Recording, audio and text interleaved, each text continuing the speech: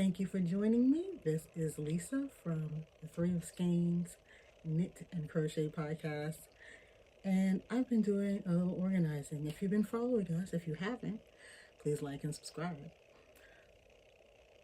Been doing a little organizing, and one of the things I talked about doing was going through some of my magazines, well, all of my magazines, and potentially getting rid of some of them. So here's the verdict on that. I've already kind of curated my magazine collection, and so far I didn't find any that I would really get rid of. You know, I did not realize how long I've been buying knitting magazines. I think my oldest knitting magazine is from 2007, 2008. And I have definite preferences as you'll be seeing shortly.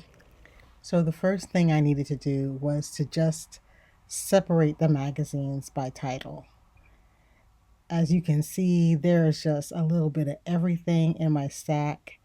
And I even went to my little hidden stash of magazines that are not in the office and got those out too. I just wanted to make a clean breast of it and get everything together so I could separate them and put them into some kind of order. So this is just a sample of what was in various magazine holders, boxes, and hidey holes hidden around the house. Turns out I'm still missing a couple of things, so there might be a part 2 when I find them. It'll be great to have everything in order though. So once I got everything sorted, I ended up with piles, surrounded by piles of magazines. But at least at this point, everything is at least sorted by title. So I've got all my knitting traditions together, my Vogues. I already felt like I was more in control. The last step for today was going to be putting everything in order by date. That way it'll be easier to actually locate a particular magazine when I go to look for one.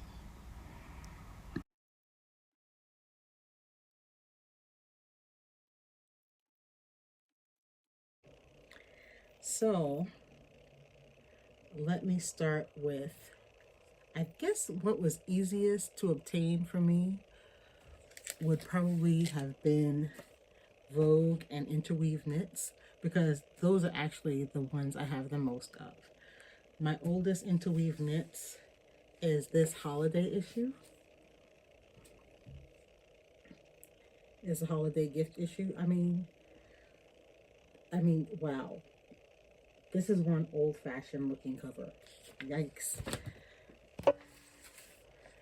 Let me show you a later issue, what it might look like. This is the latest issue that I have. I don't really buy Interweave that much anymore. So things have changed a little bit. Not that much. And I think that might be what put me off of Interweave knits as much as I used to be into it. I think it's just kind of not my style. But I find that they do have good articles about how to do things. So that was actually very useful. Then the big kahuna, I'm not even going to bring the whole stack, is Vogue knitting. My earliest Vogue that I still have is this one. I've always wanted to knit this eyelet dress. But when I bought this magazine, I had absolutely no hope of knitting this eyelet dress because I was a beginning knitter at this time. And it wasn't sized for me. So between being a beginning knitter and the sizing issue, I had absolutely no hope of knitting this dress back in 2007. Let me see if I can find it in here. Although there's some cute things in here, I'm not mad. Now that I'm going through it, I'm really not mad at this magazine.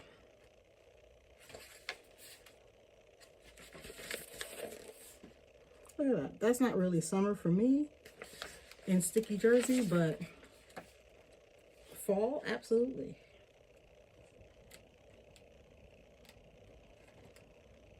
I'll go through. If I can find it, I will pull up the sizes on this. But I was a pretty regular Vogue buyer. I kind of got spin curious apparently back in 2008. So I started buying a bit of Spinoff in 2008. And as a matter of fact, I had kept up my, I had gotten a subscription to this that's digital. So I do actually have more Spinoff magazines. And it was very informational, which I love in a magazine. Because I always feel like if you're not ready to take on like a whole book about something, a really good in-depth magazine article could really get you there, you know?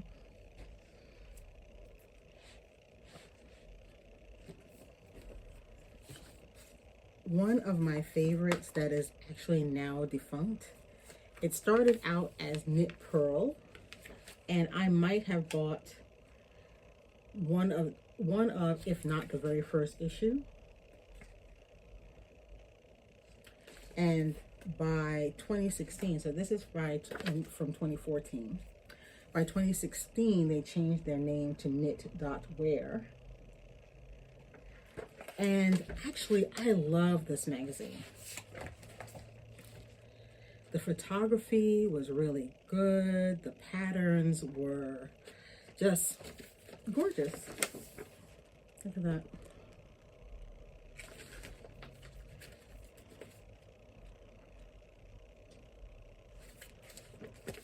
I felt like they were real clothes that you could see, you know, on the street.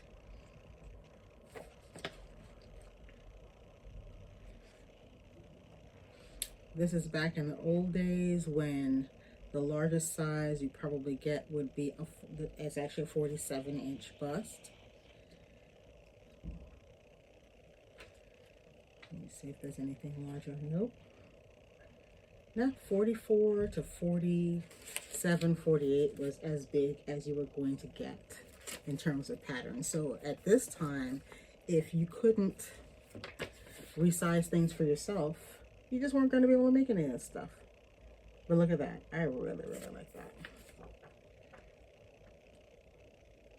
This is the Spring-Summer 2017 issue. Like I said, they just got the photography right. Look, I can see 3 different angles on this top.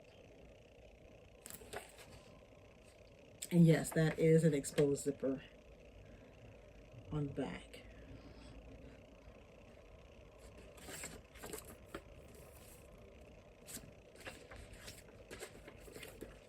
Now, the one thing you will notice about these old magazines is that it is almost exclusively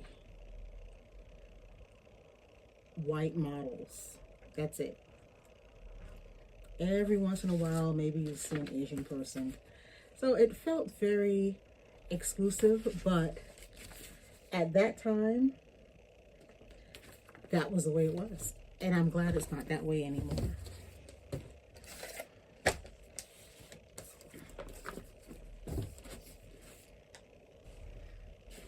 Knit.wear, Knit.pearl, unfortunately went to that great magazine shelf in the sky a couple of years ago. They were bought by another company, and I had hoped they would continue publishing, but they shut it down. Another magazine I'm sad to see has gone out was Knitting Traditions. I really like kind of delving into the background of things, and this would give articles that would take you back into the history of knitting in particular. So I don't know why I have so few issues of this. I don't think this was I think this might have been a twice-a-year magazine. And by the time I discovered it, it might have been on its way out, because the last issue I have was from 2017. Then I discovered the European knitting magazines. That was a happy day. Once again, my preference for stuff that looks like real clothes that you might wear somewhere, that was there. I like the larger format because it made the patterns, the print was easier to read. Now, European magazines, knitting magazines, are a little bit different than American ones because they always have patterns for household objects and toys, in addition to all the clothes. So it was really, they're really very well-rounded magazines, and they would come in a package, all sealed up in plastic. There would often be a supplementary issue, just like maybe focused on one type of item in with the main magazine, plus there would be a gift of some kind. So it could be a set of double-pointed needles, it could be stitch markers, it could be a little kit of felting project. So you never knew what you were going to get, and they were a lot of fun. I started getting this in, it looks like 2015. Like, look at this little, it looks sort of like a denim jacket.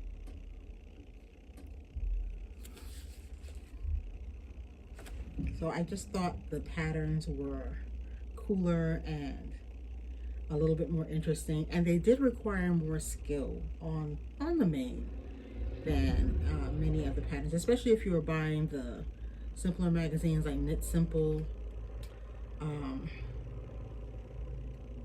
Here it is. Let's see if there's a big picture.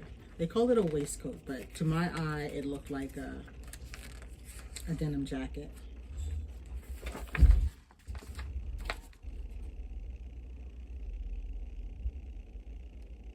So there are buttons and buttonholes, pockets, different kinds of seaming. Very exciting stuff, at least for 2015, Lisa. So once I found one European magazine, I was like, oh. I ran into the Knitter. I actually still get the Knitter, but I get digital now. So Jeanette Sloan, I'm not sure if she's still associated with the Knitter, but she would do a lot of their columns that talked about specific knitting techniques. So the magazine would be chock full of all kinds of patterns, from head to toe really. Then there would almost always be a tea cozy or a Christmas ball. There's always toys, and there's always a masterclass section, like Cool House Tooth Sock, where it's a really, really well done tutorial. Overall, it's a really cool magazine. Like, this masterclass is about doing horizontal buttonholes. Actually, it's called Making the Perfect Buttonhole, so it's several different kinds of buttonholes. And just cool projects. Now, this one, my family thought this magazine was hilarious because piecework is not a pattern. There are patterns, but it's not primarily a pattern magazine. It's a history of craft magazine. So there are in-depth articles about all sorts of needle crafts, and I just found them absolutely fascinating. And the neat thing is, when they introduced a particular needle craft, there is a featured project that's a small scale version of whatever the craft they're introducing is. So like this one features a Shetland stole. So the project here is, I think, a scarf based on the Shetland project, so that you can try out different techniques, but you don't have to commit to a huge project. Yeah, it's a lace sampler scarf. So you can try out the different stitch patterns without committing to a great big stole or a big old square shawl. Here is some crochet trim. Just really, really interesting reading. And they would laugh because they're like, there's hardly even any pictures in there. Like, and I have to reply, I read it for the articles. And it looks like I discovered piecework around 2012. So I was getting deeper into my exploration of knitting. This was one of my absolute favorite magazines, Debbie Bliss. I actually bought the very first issue, and I bought issues until the magazine shut down. I loved, it's a British magazine, it was a British magazine, so of course there is a tea cozy and little sweater shaped egg cups as one of the supplementary patterns. But what I liked about this was how thoughtfully the patterns were laid out and photographed. And usually each issue had like a color scheme to it. So everything sort of just went together. So here's that silver and green again. And if you know Debbie Bliss's patterns, they are beautifully textured and are just really great looking clothes. Let me see what the sizing was like here. Yeah, about 32 to 42 was the size range on this. Oh, ooh, there's a 46. So back in 2008, which is when this magazine came out, yeah, 48 would be the biggest size you could get. I always loved this scarf. Look at that. Love the ruffled edge. And I was actually quite sad when the magazine folded up. Here's the page with some of the other kinds of items. There is a bunting, a bag, napkin rings, and everything from dresses to socks. So if you come across any Debbie Bliss magazines, you definitely want that. But as with all old magazines, you're going to need to, if you need to size up or size down, that is something you're going to have to do on your own. Thank you so much for joining me for this little tour of my magazines and keeping me company while I get them organized. This is phase 1 of my organization project. I think what I'm going to do next, but it's going to take a little time, is update my Ravelry so that when I do want to search for a particular pattern in my magazines, I will have all the ones that I actually physically own in my Ravelry book section, and I'll be able to track down individual patterns that way. Anyway, so that's the next thing we'll be talking about. Thank you so much for joining me today, and see you next time.